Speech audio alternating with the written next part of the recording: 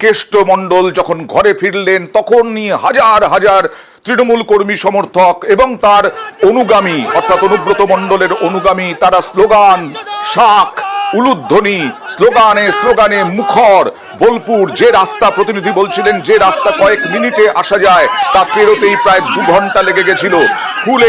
ফুল ছুঁড়ে মারছেন, হাত নেড়ে অনুগামীদের অভিবাদন করছেন নেতা। এই সময় আবেগে ভাসলেন অনুব্রত মণ্ডল, চোখে জল এলো তার, কাঁদলেন কেষ্ট। 2 বছর পর বোলপুরে অনুব্রত মেয়েকে নিয়ে বাড়ি ফিরলেন, সেই মুহূর্তের ছবি দেখছেন।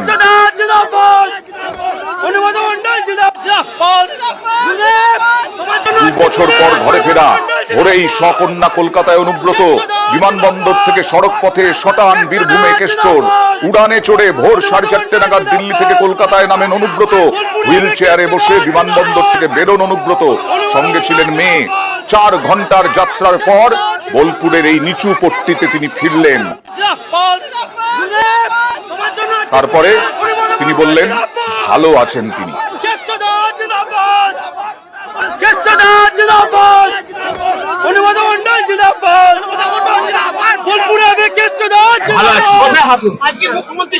মমতা ব্যানার্জি আসছে, শারদীয়ার শুভেচ্ছা। মমতা ব্যানার্জিকে আমি ভালোবাসি,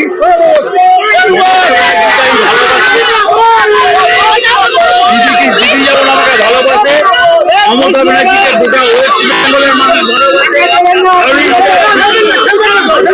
অল ইন্ডিয়ার মানুষ মমতা ব্যানার্জিকে। শরীর পায়ের অবস্থা দরকার হলে দিদির সঙ্গে।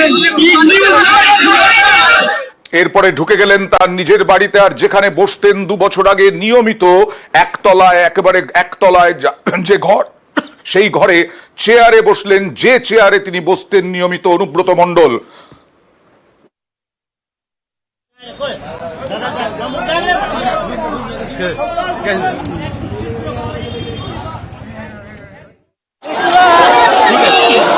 কি বলবেন অনুব্রত দা, 1.5 বছর পরে ঘরে ফেরা?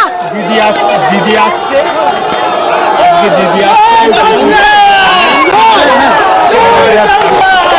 মুখ্যমন্ত্রী মমতা বন্দ্যোপাধ্যায় আছেন আজকে আপনার জেলায়। দিদিকে আমি মুখ্যমন্ত্রী নয়, আমার দিদিকে আমি স্বাগত জানাই এবং শারদীয়ার মানুষকে আজকে দেখা করবেন। ঘরে ফিরলেন, তার নিজের অফিসে বসলেন এবং এই চেয়ারে দীর্ঘদিন তিনি বসতে পারেননি, 2 বছর। এবং তারপরে এই চেয়ারে বসে ঘনিষ্ঠদের সঙ্গে আলোচনা, চা খেলেন এবং আলোচনা করে নিলেন। আর বাইরে তখন অনুগামীদের ভিড়, স্লোগান, তাশা বাজিয়ে একেবারে অভ্যর্থনা জানানো হলো অনুব্রত মণ্ডলকে।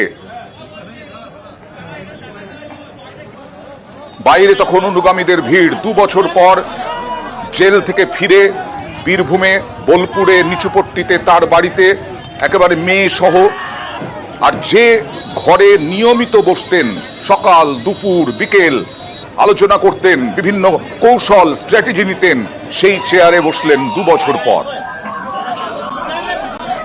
ফুলবৃষ্টি, শঙ্খধ্বনি, নকুলদানা, গুড় বাতাসা সবের মাধ্যমেই অভ্যর্থনা জানানো হলো অনুব্রত মণ্ডলকে। আর এবার অনুব্রত মণ্ডলের ঘরে ফেরা গ্রাফিক্যাল প্রেজেন্টেশনের মাধ্যমে দেখাবো। 30 জুলাই সিবিআইয়ের করা মামলায় সুপ্রিম কোর্টে জামিন এবছরেই। এরপর বিভিন্ন সময় ইডির মামলায় তাকে তিহারেই থাকতে হয়। জুলাইয়ে জামিন পেলেন সিবিআইয়ের মামলায়। 20 সেপ্টেম্বর ইডির মামলায় অনুব্রতকে জামিন দেয় দিল্লির রাউস এভিনিউ আদালত। রাউস এভিনিউ আদালত জামিন দেওয়ার পর বিভিন্ন কাজ ছিল জেলে, সেই কাজকর্মের ভিত্তিতে তাকে মুক্তি পেতে পেতে সোমবার অপেক্ষা করতে হয়। সোমবার মুক্তি পেলেন আর আজকে বাড়ি ফিরলেন অনুব্রত মণ্ডল। আর তিহার থেকে বোলপুর যাত্রা কেমন ছিল দেখুন।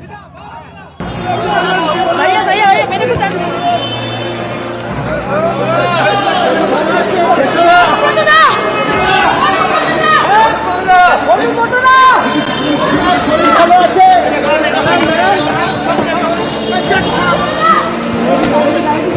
কিছু বলবো না।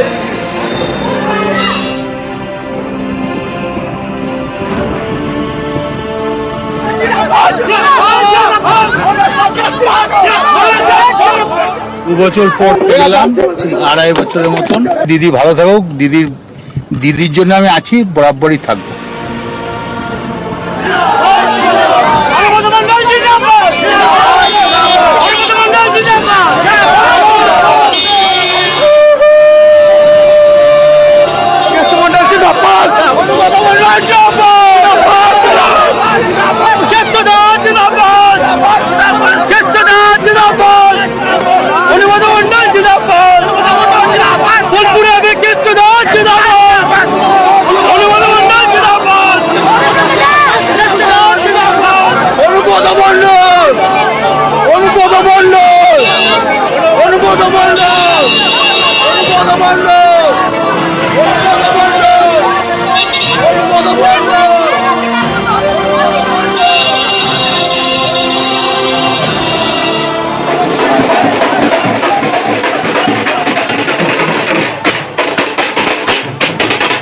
আমাদের দাদা বীরভূমে ফিরে এসেছে, আমাদের খুবই খুশি আনন্দিত, কারণ আমার দাদা এসেছে বলে পুজো ঢাকটা আর একটু জোরে বাজাবো। পুজোর আগে দাদা ফিরে এসছেন, আমাদের গর্ব।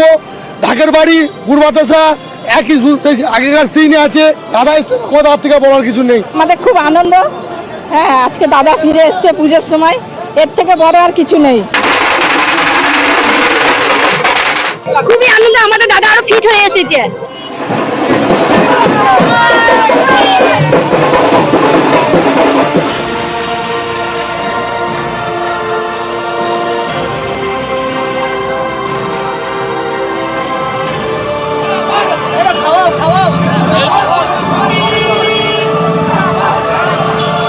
বীরভূমের ভাগ যখন জেলে ছিল, এখানকার কিছু চুনোপুটি ক্যাকজিয়ার লাভালাভি করছিল। যেই ভাগ চলে এসছে, এখন আর তাদের দেখা পাওয়া যাবে না। এই হিসাবটা আমরা 2026-এ বুঝে নেব।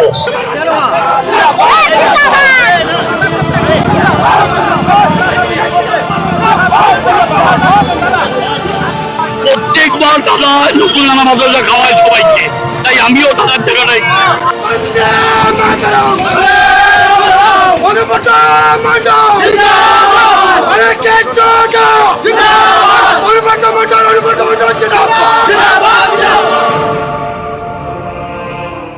দীর্ঘদিন পর তার অফিসে বসলেন এবং তার সঙ্গে সঙ্গে বাইরে তখন অনুগামীদের ভিড়, বাইরে তখন শঙ্খধ্বনি, উলুধ্বনি, স্লোগান। কিন্তু অনেকেই দেখা পেলেন না দুই বিধায়ক। অনেকেই দেখা পেলেন অনুব্রত মণ্ডলের, চন্দ্রনাথ সিনহা, বিকাশ রায়চৌধুরী। তারা দেখা করার চেষ্টা করেছিলেন, কিন্তু দরজা থেকেই ফিরতে হলো চন্দ্রনাথ সিনহা, রাজ্যের কারামন্ত্রী, এবং অন্য এক বিধায়ক বিকাশ রায়চৌধুরী। তাদেরকে অনুমতি পাওয়া গেল না। পুলিশ রিকোয়েস্ট করলো ভেতরে না যেতে। কি বললেন বিকাশ রায়চৌধুরী? দেখা করতে তো গেলেন, বাড়িতে তো ভেতরে যেতে পারলেন। এখন তো ব্যস্ত হয়েছি, শারীরিক ভাবে আমরা নিশ্চয়ই ঠিক সময় যাব। দেখা হলো যেটুকু, এরপর আমরা ঠিক সময় পৌঁছে যাব। এখন কি অনেক বেশি ফিট অনুব্রত মণ্ডল? শোনা যাচ্ছে 18 মাসে 30 কেজি ওজন কমেছে অনুব্রত মণ্ডলের, এবং যা যা অসুখ ছিল ভালো মতো চিকিৎসা হয়েছে তিহার জেলের হাসপাতালে। এবং কি পরিস্থিতি শারীরিক দেখুন।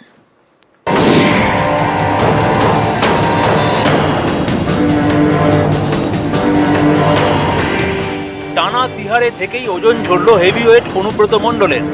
2 বছরে 30 কেজি ওজন কমেছে। তিহার থেকে জেল মুক্তির পরে যখন বেরোলেন, তখন একেবারে new look. Bright T shirt, black jeans, বদল হেয়ার স্টাইলেও। অনুব্রত মণ্ডল হেভিওয়েট নেতা, গরু পাচার মামলায় সিবিআই এর হাতে ধৃত। 2023-এর মার্চ থেকে তিহার জেলে বন্দী। জানা গিয়েছে জেলে অনেকটাই ওজন ঝরেছে হেভিওয়েট অনুব্রতর। 2 বছরে ওজন কমেছে 30 কেজি। শুধু তাই নয়, বেশ কিছু রোগ সারিয়ে এবার বীরভূমে ফেরার পথে অনুব্রত মণ্ডল। দাদা, আপনার শরীর ভালো আছে তো? শরীর ভালো আছে তো? জানা গিয়েছে তিহারে থাকাকালীন নিয়ম মাফিক চিকিৎসা হয়েছে দিল্লির হাসপাতালে। বেশ কয়েকটি ছোটখাটো রোগ থেকে মুক্তি পেয়েছেন তিনি। অবশেষে তিহার মুক্তি অনুব্রত মণ্ডলের। রাত 9:20 নাগাদ অনুব্রত মণ্ডল বেরিয়ে আসলেন তিহার জেলের গেট থেকে এবং বেরিয়ে আসলেন গটগটিয়ে হেঁটে এবং আগের থেকে অনেকটাই বেশি কনফিডেন্ট। তার কারণ তার ইতিমধ্যেই ওজন কমেছে 30 কেজিরও বেশি। অনুব্রত মণ্ডল তিনি তার আইনজীবীদেরকে ইচ্ছা প্রকাশ করে জানিয়েছেন যে তিনি দিল্লিতে আর এক মুহূর্তও থাকতে চান না, তিনি ফিরে যেতে চান নিজের মাটিতে। এর আগে বেশ কয়েকবার দিল্লির আদালত চত্বরে হুইল চেয়ারে দেখা গিয়েছে অনুব্রত মণ্ডলকে। জেলে বন্দী থাকা অবস্থায় অসুস্থ হয়েছেন, এবার fit, slim look. News 18 Bangla. আর অনুব্রত মণ্ডলের এই ঘরে ফেরা নিয়ে তীব্র কটাক্ষ করলেন বিজেপির রাজ্যসভার সাংসদ শ্রমিক ভট্টাচার্য, পাল্টা জয়প্রকাশ মজুমদার। কেউ যদি মনে করে থাকেন যে শুধুমাত্র একটা জামিনের মধ্যে দিয়ে তার বিরুদ্ধে যে অভিযোগ আছে, দুর্নীতি, প্রাতিষ্ঠানিক লুট, মানুষকে পিটিয়ে খুন, সমস্ত গণতান্ত্রিক ব্যবস্থাকে ধ্বংস, প্রতিবাদকে রক্তাক্ত ক্ষতবিক্ষত করে দেওয়া, এটা কিন্তু জনমনে প্রতিষ্ঠিত। তিনি বেরিয়েছেন, তিনি যাবেন, আসা যাওয়ার খেলা চলতে থাকবে, কিন্তু আর চড়াম চড়াম ঢাক বাজবে না। ঢাক বাজবে সেটা তৃণমূলের বিসর্জনের ঢাক, শুধু সময়ের অপেক্ষা। বিল অর্ডারে কোর্ট বলছে যে এতদিন তদন্ত করলেন, কোন জায়গায় দেখাতে পারলেন না যে অনুব্রত বাবু কোন রকম গরু পাচার, কয়লা পাচারের টাকা তার কাছে এসছে, এর কোনো প্রমাণই নেই। এতদিন আমরা কি ন্যারেটিভ শুনেছি বিজেপির কাছ থেকে? বিজেপির যাওয়ার পালা, এমনিতেই চলে গেছেন, আরো খারাপ ফলাফল হবে সামনের দিনে। বীরভূম দখল করব সেই স্বপ্ন পূর্ণ হয়নি, এরপরে দেখবেন।